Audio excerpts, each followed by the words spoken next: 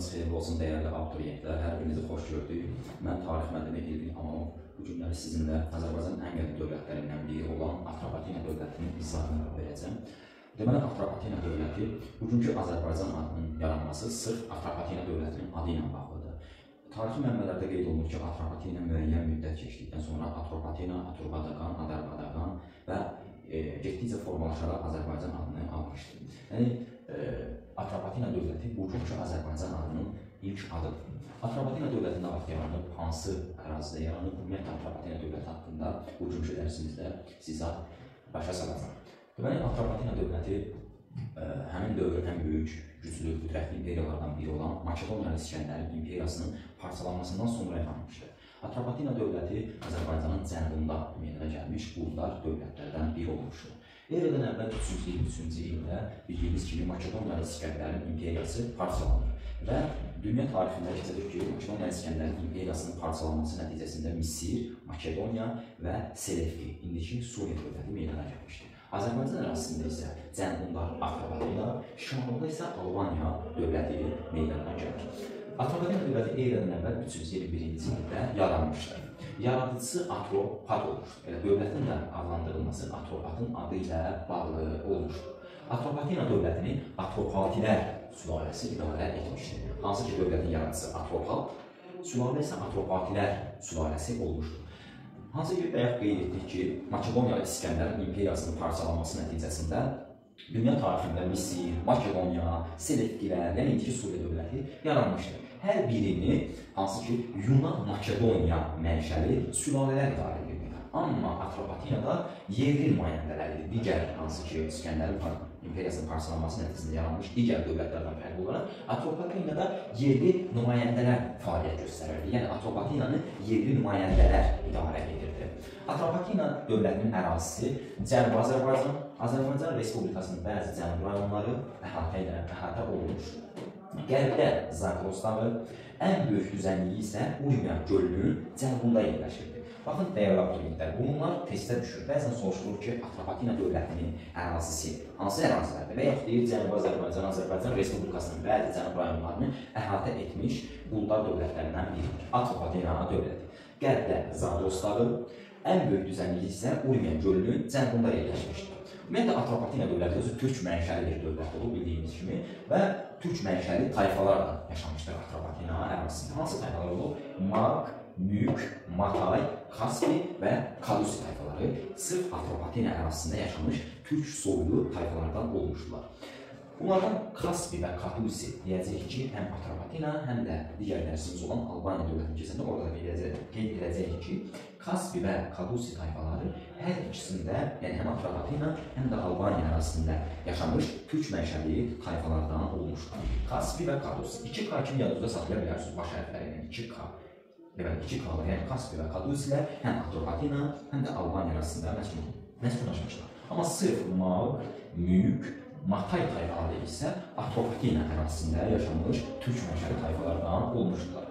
Daha sonra dediyimiz kimi Atropatena və Albaniya dövləti eradan əvvəl 4-cü əsrdə meydana gəlmişdi və Atropatena və Albaniya dövlətlərinin yaranmasının tarixi əhəmiyyəti soruşulsa bizdən nə deyəcəyik? Atropatena və Albaniya dövlətinin yaranmasının tarixi əhəmiyyəti ondan ibarətdir ki, Azərbaycanda qədim tarixi ənənələrimiz dirçəlir, dövlətçilik ənənələrimiz dirçəlir. Amma ən əsası Azərbaycanda vahid türk xalqı yaranmağa başlayır. Vahid türk xalqı formalaşmağa başlayır. Ümumi xalq terimi burada yaranır. Yəni Atropatena və Albaniya dövlətinin yaranması ilə Azərbaycanda vahid türk xalqı yaranmağa başlar. Daha sonra biz deyəcək ki, Atropatena dövlətinin cənub qonşusu olan Selevkilər, hansı ki, indiki Suriya dövləti olan Makedoniyalı İskəndərin imperiyasının parçalanması nəticəsində yaranmış dövlətlərdən biridir. Və cənub qonşusu olan Selevkilər, Suriya dövləti eradan əvvəl 223-cü ildə, hansı ki, Selevki hökmdarı olan 3-cü Antiox Atropatena ərazisinə hücuma keçir. Və həmin vaxtda Atropatena hökmdarı Artabazan olur. Artabazan döyüşə hazır olmadığı üçün, hansı ki, Selevkilərdən, yəni Selevki hökmdarı 3-cü Antioxdan asılı vəziyyətlərə düşür. Və bu asılılıq eradan əvvəl 223-cü ildən eradan əvvəl 190-cı ilə qədər, hansı ki, Magnesiya döyüşünə qədər olmuşdur. Atropatena Selevkilərdən asılı vəziyyətdə 33 olmuşdur. Daha sonra eradan əvvəl 2-ci əsrdə deyəcəyik ki, Aralıq dənizində ən qüdrətli dövlət Roma dövləti olmuşdur. Roma, hansı ki, Roma Respublikası. Roma Respublikası Aralıq dənizində ən qüdrətli dövlət idi. Eradan əvvəl 2-ci əsrdə. Və Roma görür ki, Selevkilər, hansı ki, Atropatena arasında asılı vəziyyətə salır. Eradan əvvəl 190-cı ildə ümumiyyən Roma dövlətinin özünün Azərbaycana, hansı ki, Xəzər dənizinə hücumları olur. Yəni, onun məqsədidir ki, Xəzər dənizini ələ keçirsin. Orada da birbaşa Hindistana keçsin. Və eradan əvvəl 190-cı ildə Magnesiya döyüşü baş verir Roma Respublikası ilə Selevkilər dövləti arasında. Burada Selevkilər dövləti məğlub olur, Selevkilər parçalanır, Atropatena dövləti yenidən öz müstəqilliyini bərpa edir. Yəni, eradan əvvəl 190-cı il Magnesiya döyüşünün əhəmiyyəti o olur ki, Atropatena yenidən öz müstəqilliyini bərpa edir. Daha sonra eradan əvvəl 2-ci əsrdə Ön Asiyada Roma və Parfiya dövlətləri biri-biri ilə mübarizə aparır. Ön Asiyada ağalıq hakimiyyət uğrunda biri-biri ilə mübarizə aparır. Belə bir mübarizədə Atropatena və Parfiya müttəfiq, ittifaq əlaqələri qururlar ki, Romaya qarşı birgə mübarizə aparsınlar. Romaya qarşı birgə mübarizə aparmaq üçün Parfiya ilə Atropatena bir-biri ilə birləşirlər. Və eradan əvvəl 1-ci əsrin 1-ci yarısında deyəcəyik ki, Roma sərkərdələri olan Lukul və Pompey hara yürüş edir? Şərqə. Şərqə yürüşdə, yəni, biz deyəcək orada gəlirlər Atropatena ərazisinə. Atropatenanın asılı vəziyyətdə salınır, amma tam asılı olur. Atropatena Romadan tam asılı vəziyyətdə düşmür. Çünki Atropatenanın Roma canişinləri deyil, yerli hökümdarlar, yerli nümayəndələr daxil. Bax, bunu diqqətli olun burada ki, testlərə bəzən düşür çaşdırmaq üçün. Atropatena Romadan tam asılı vəziyyətdə düşmür. Çünki orada nə olur? Yerli hökümdarlar. Yəni, Roma canişinləri Atropatenanı idarə etməyiblər. Eradan əvvəl 53-cü ildə Karda döyüşü baş vermişdi Roma və Parfiya qüvvələri arasında. Bu döyüşdə Roma, hansı ki, başçısı olan Kras məğlub olur, öz qoşunlarını geri çəkir. Həmçinin bu Karda döyüşündə Atropatenalı döyüşçülərlə Parfiya müttəfiq olaraq döyüşürlər. Eradan əvvəl 38-ci ildə Roma və Parfiya arasında hansı ki, yenidən müharibə olur. Bu müharibədə isə Antoni qalib gəlir və Parfiyanı məğlub edir. Bəzən tarix mənbələrdə bu döyüşə Hindlar döyüşü də deyirlər. Daha sonra eradan əvvəl 36-cı il, hansı ki, Roma ordusunun komandanı olan Antoni Fra-Aspa, Atropatenanın qış iqamətgahı olan Fra-Aspa şəhərini ələ keçirmək istəyir. Amma eradan əvvəl 36-cı ildə baş vermiş Fra-Aspa döyüşündə burada Atropatena hökümdarı Artabaz qalib gəlir. Kimə? Antoni. Antoni məğlub olaraq geriyə qayıdır. Yəni, Fra-Aspa şəhərini tuta bilir. Fra-Aspa döyüşündə Atropatena hökümdarı Artabaz olmuş. Artabaz qalib gəldikdən sonra Atropatena və Parfiya arasında müttəfiqlik əlaqələri pozulur. Və buna görə də Artabaz öz oğlu Ariobarzanı Oktavian Avqustun yanına göndərir ki, o 10 ilə qədər Romada yaşayır. Deməli, 10 ilə qədər Romada yaşayan Atropatena hökümdarı kim oldu? Ariobarzan. Ariobarzan daha sonra orada Kiçik Asiyada qeyd olunur ki, Kiçik Asiyada ermənilərin hakimiyyətə gəlməsinin qarşısına alır ki, hətta onların Romanın köməyinə onları öz hakimiyyət altına salır, özündən asılı vəziyyətdə salır. Yəni, bunlar hamısı Ariobarzanın adı ilə bağlıdır.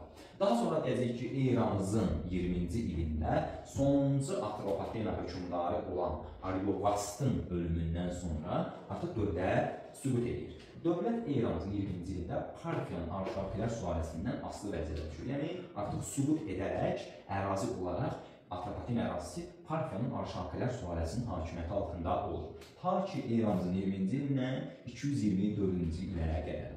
Suziyan gölü yaxınlığındakı döyüşdən sonra Parfiyada dövlətdə süqut edir, daha sonra həmin ərazidə yaranacaq Sasanilər dövləti. Bildiyimiz kimi, Atropatena quldar monarxiya olub, yəni ictimai-siyasi quruluşuna görə quldar monarxiya olub. Yəni, qullardan geniş istifadə olunmasa da, amma o dövrün quldar dövlətlərindən biridir. Monarxiyada, yəni tək başına hakimiyyət mövcud olmuşdur Atropatena. Yəni, Atropatenanın ictimai-siyasi quruluşu quldar monarxiya olub. Atropatena dövləti Türk mənşəli dövlət olub, Türk mənşəli sülalə olan Atropatilər sülaləsi tərəfindən idarə olunmuşdur. Atropatena dövlətinin əhalисinin əsas məşğuliyyəti əkinçilik və maldarlıq olur. Daha sonra isə duluzçuluqdan, metal işləmə ilə də məşğul olmuşdular. Yəni, bunlar daha çox atlar da yetişdirirlər. Biz Çində yetişdirilən səma atları qeyd edəcəyik ki, səma atları Atropatena ərazisində də olmuşdur. Daha sonra biz dövlətlərin hər birində qeyd edəcəyik ki, Lubi Kuti dövlət qurumunda hansı ki cins atlar yetişdirilirdi, Mannada subi atlar yetişdirilirdi, Atropatinada isə səma atları yetişdirilmişdi. Həmçinin bu Çində də olmuşdur. Daha sonra biz Atropatina ərazisində ticarət əlaqələrinin olduğunu qeyd edəcəyik, hansı ki ticarətdə puldan geniş istifadə olunurdu. Atropatinada Makedoniyanın İskəndərin adından pullar kəsilib. Makedoniyanın İskəndərin adından pullar kəsilmişdir. Amma yerli pullar Albaniyada olub, eradan əvvəl 3-cü əsrin 1-ci yarısı. Yəni qeyd olunmuş Atropatina dövlətində yerli pullar olmur. Sadəcə Makedoniyanın İskəndərin adından pullar kəsilib. Burada diqqətli olun. Daha sonra neft yataqları var idi, zəngin neft yataqları ilə məşhur idi Atropatina dövlətinin ərazisində. Midiya yağı adlandırılan neftdən istifadə olunurdu. Midiya yağı terimi testlərdə görsəz, bu sırf aiddir Atropatinaya. Midiya yağı nə idi? Neft idi. Daha çox hərb işindən, müharibə zamanı istifadə olunurdu. Daha sonra biz Atropatina ərazisində qeyd edəcəyik ki, şəhərlər də salınmışdı. Şəhərlər daha çox karvan yollarında, məbədlərin ətrafında salınırdı və hökmdarlar tərəfindən salınmışdı şəhərlər. Hansı şəhərləri qeyd edəcəyik? Qazaka, hansı ki Atropatina dövlətinin paytaxtı olmuş Qazaka şəhəri, həmçinin burada Zərdüştlərin baş məbədi yerləşirdi. Sonra Fıra-Aspa şəhəri qeyd etdiyimiz kimi Atropatinanın qış iqamətgahı olan Fıra-Aspa şəhəri. Daha sonra Fana-Aspa şəhəri, Aqnazanda şəhəri. Yəni bunlar Atropatinanın şəhərləri olmuşdular. Atropatina ərazisində çox Allahlıq mövcud olmuşdur, çox Allahlıq. Bəzən testlərdə çaşdırmaq üçün qeyd edirlər ki, Atropatina ərazisində tək Allahlıq olub. Xeyr, tək Allahlıq sadəcə Zərdüştlük dinidir ki, tək Allahlıq dinidir. Amma Atropatinada sırf çox Allahlıq olub. Niyə? Çünki orada bəzi Yunan tanrılarına sitayiş edilmişdir. Əsas din isə Zərdüştlük olur. Atropatinada əsas din Zərdüştlük və yaxud altərişpərəstlik. Elinin Yunan mədəniyyəti qeyd etmişik. Elinin Yunan mədəniyyəti həm Atropatina dövlətinə, həm də Albaniya dövlətinə öz təsirini göstərmiş. Atropatinada bəzi Yunan tanrılarına sitayiş olunması, kiremitdən istifadə və kirif dömərəli, hansı ki Atropatinanın Yunan mədəniyyətinə və yaxud Elinin mədəniyyətinə məruz qaldığını sübut edir. Və qeyd etmişik ki, sonda 2-ci, 3-cü əsrlər quldarlıq quruluşu artıq Atropatinada böhran keçirir. Yəni, Atropatina dövləti haqqında qeyd etdiklərinizi bilsəz, dəyərli abituriyentlər, bunlar sizin istənilən imtahanda, blok imtahanı olsun və yaxud digər sınav imtahanlarında sizə çox kömək olacaq.